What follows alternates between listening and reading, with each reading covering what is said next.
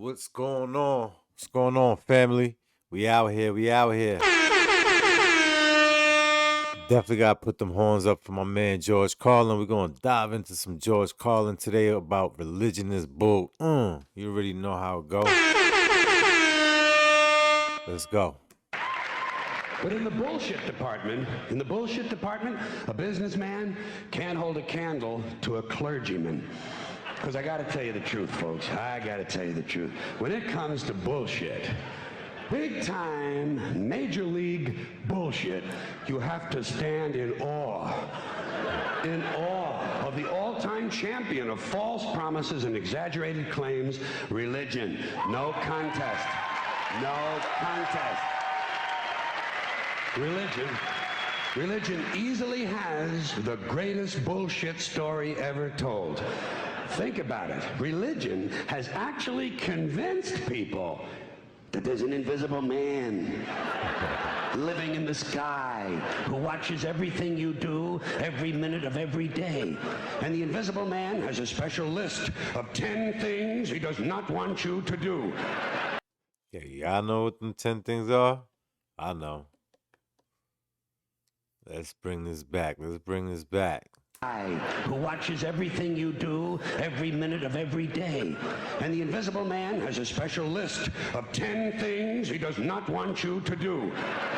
And if you do any of these 10 things, he has a special place full of fire and smoke and burning and torture and anguish where he will send you to live and suffer and burn and choke and scream and cry forever and ever till the end of time. But he loves you.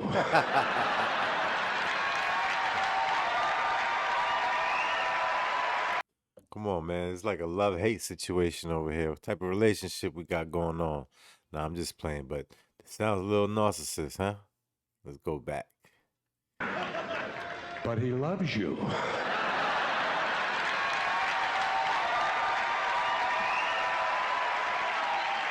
He loves you. He loves you and he needs money. He always needs money. That's why I stopped going to church. I mean, I always pray to the Most High, but always asking for money, those type of things right there push me away. He loves you and he needs money. He always needs money. He's all powerful, all perfect, all knowing, and all wise. Somehow, just can't handle money. Religion takes in billions of dollars. They pay no taxes, and they always need a little more. Now, you talk about a good bullshit story. Holy shit.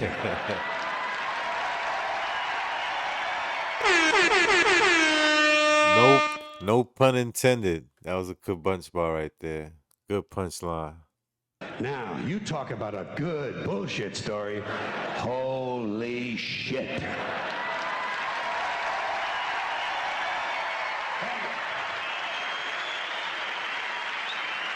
Thank you. But, thank you very much. But I want you to know something. This is sincere. I want you to know, when it comes to believing in God, I really tried. I really, really tried. I tried to believe that there is a God who created each of us in his own image and likeness, loves us very much, and keeps a close eye on things. I really tried to believe that, but I gotta tell you, the longer you live, the more you look around, the more you realize something is fucked up. Something is wrong here. Super, super wrong. I mean, a lot of things don't make sense. I know you guys feel the same. I mean, look how much people looked and watched at this video right here. Things. I really tried to believe that, but I gotta tell you, the longer you live, the more you look around, the more you realize something is fucked up. Something is wrong here. War, disease, death, destruction, hunger, filth, poverty, torture, crime, corruption, and the ice capades. Something is definitely wrong. This is not good work. If this is the best God can do, I am not impressed. Results like these do not belong on the resume of a supreme being. This is the kind of shit you'd expect from an office temp with a bad attitude. You know them people who hate their job, they're gonna let you know they don't like their job. It's gonna show in their work performance. Results like these do not belong on the resume of a supreme being. This is the kind of shit you'd expect from an office temp with a bad attitude. And just between you and me, in any decently run universe, this guy would have been out on his all-powerful ass a long time ago. And by the way, I say this guy because I firmly believe, looking at these results, that if there is a God, it has to be a man. No woman could or would ever fuck things up like this.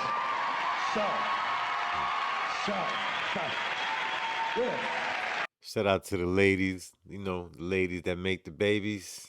No woman could or would ever fuck things up like this.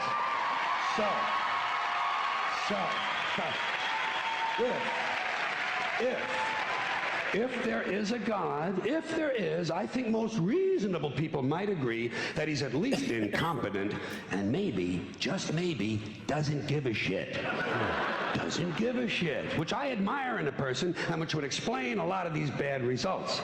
So rather than be just another mindless religious robot, mindlessly and aimlessly and blindly believing that all of this is in the hands of some spooky, incompetent father figure who doesn't give a shit, I decided to look around for something else to worship, something I could really count on. And immediately, I thought of the sun. Happened like that. Overnight, I became a sun worshiper. Well, not overnight. You can't see the sun at night. First thing the next morning, I became a sun worshiper. Several reasons. First of all, I can see the sun, okay? To see is to believe, huh? Okay, I get it, George. First thing the next morning, I became a sun worshiper. Several reasons. First of all, I can see the sun, okay? Yeah. Unlike some other gods I could mention, I can actually see the sun. I'm big on that. If I can see something, I don't know, kind of helps the credibility along, you know?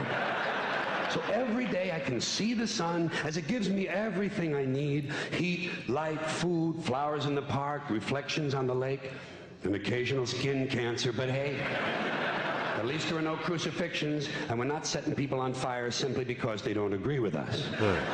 Sun worship is fairly simple. There's no mystery, no miracles, no pageantry, no one asks for money, there are no songs to learn, and we don't have a special building where we all gather once a week to compare clothing.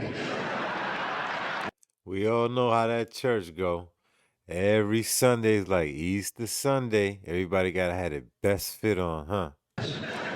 Sun worship is fairly simple. There's no mystery, no miracles, no pageantry, no one asks for money, there are no songs to learn, and we don't have a special building where we all gather once a week to compare clothing. And the best thing about the sun, it never tells me I'm unworthy. Doesn't tell me I'm a bad person who needs to be saved. Hasn't said an unkind word. Treats me fine. So I worship the sun. But I don't pray to the sun. Know why? I wouldn't presume on our friendship. It's not polite. I've often thought people treat God rather rudely, don't you? Asking trillions and trillions of prayers every day, asking and pleading and begging for favors. Do this, give me that, I need a new car, I want a better job. And most of this praying takes place on Sunday, his day off. It's not nice. Making him work overtime. I want a better job. And most of this praying takes place on Sunday, his day off. It's not nice, and it's no way to treat a friend. But people do pray, and they pray for a lot of different things. You know, your sister needs an operation on her crotch. Your brother was arrested for defecating in a mall. But most of all, you'd really like to fuck that hot little redhead down at the convenience store. You know, the one with the eye patch and the club foot, huh? Can you pray for that? I hope none of y'all praying for something like that, because, man, listen. But most of all, you'd really like to fuck that hot little redhead down at the convenience store. You know, the one with the eye patch and the club foot, huh? Can you pray for that? I think you'd have to. And I say, fine, pray for anything you want. Pray for anything. But What about the divine plan? Remember that? The divine plan. Long time ago, God made a divine plan, gave it a lot of thought, decided it was a good plan, put it into practice. And for billions and billions of years, the divine plan has been doing just fine. Now you come along and pray for something. Well, suppose the thing you want isn't in God's divine plan. What do you want him to do? Change his plan? Just for you? Doesn't it seem a little arrogant? It's a divine plan. What's the use of being God if every rundown schmuck with a $2 prayer book can come along and fuck up your plan? And here's something else, another problem you might have. Suppose your prayers aren't answered. What do you say? Well, it's God's will. Thy will be done.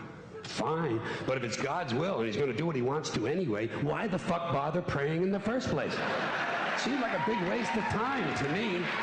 Couldn't you just skip the praying part and go right to his will? It's all very confusing. So to get around a lot of this, I decided to worship the sun. But as I said, I don't pray to the sun. You know who I pray to?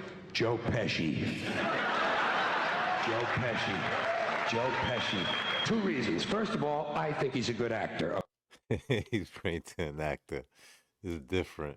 The sun. But as I said, I don't pray to the sun. You know who I pray to? Joe Pesci. Joe Pesci. Joe Pesci. Two reasons. First of all, I think he's a good actor, okay? To me, that counts. Second, he looks like a guy who can get things done. Joe Pesci doesn't fuck around. Doesn't fuck around. In fact, yeah, I remember him in Goodfellas and all the other movies he's been in. Always official. Joe Pesci doesn't fuck around. Doesn't fuck around. In fact, Joe Pesci came through on a couple of things that God was having trouble with. For years, I asked God to do something about my noisy neighbor with the barking dog. Joe Pesci straightened that cocksucker out with one visit. It's amazing what you can accomplish with a simple baseball bat. So I've been praying to Joe for about a year now. And I noticed something. I noticed that all the prayers I used to offer to God and all the prayers I now offer to Joe Pesci are being answered at about the same 50% rate. Half the time I get what I want, half the time I don't. Same as God, 50-50. Same as the four-leaf clover and the horseshoe, the wishing well and the rabbit's foot. Same as the mojo man. Same as the voodoo lady who tells you your fortune by squeezing the goat's testicles. It's all the same, 50-50. So just pick your superstition, sit back, make a wish, and enjoy yourself. I know there's gonna get a lot of religious people upset, but nah, this is hella funny right here. Like, this guy's punchlines is crazy. The voodoo lady who tells you your fortune by squeezing the goat's testicles. It's all the same, 50-50. So just pick your superstition, sit back, make a wish, and enjoy yourself. And for those of you who look to the Bible for moral lessons and literary qualities, I might suggest a couple of other stories for you. You might want to look at The Three Little Pigs. That's a good one. Has a nice, happy ending. I'm sure you'll like that. Then there's Little Red Riding Hood, although it does have that X-rated part where the big bad wolf actually eats the grandmother. I mean, if you think about it, some of the stories correlate, you know? Just think about it. Think about it. Don't kill the messenger. Just think about it. That's a good one. Has a nice, happy ending. I'm sure you'll like that.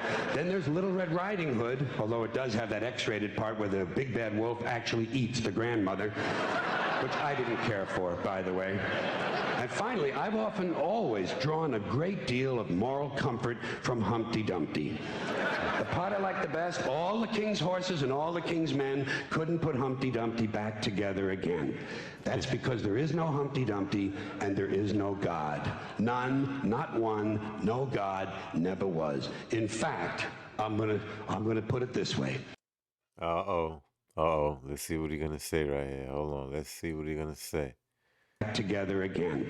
That's because there is no Humpty Dumpty and there is no God. None, not one, no God, never was. In fact, I'm gonna put it this way. If there is a God, may he strike this audience dead. See, nothing happened. Everybody's okay? All right? Tell you what. How you gonna swear on the audience like that? What if he would have did something to them, man? He would have walked out there by himself. Strike this audience dead. See, nothing happened. Nothing happened. Everybody's okay. All right? Tell you what. I'll raise the stakes. I'll raise the stakes a little bit. If there is a God, may he strike me dead. See, nothing happened. He said, I'll raise the Got a little stakes. cramp in my leg. My balls hurt. Plus, I'm blind. Oh, now I'm okay again. Must have been Joe Pesci, huh? God bless Joe Pesci. Thank you all very much. Joe bless you. Thank you very much. I appreciate it. Like I said, man, this guy's never gonna let you down, man. His punch bar is impeccable. Like, oh man. Until then, if you like what you saw, make sure you subscribe. Like I told you before, I'm just trying to grow. Make sure you follow, all right? Have a good day.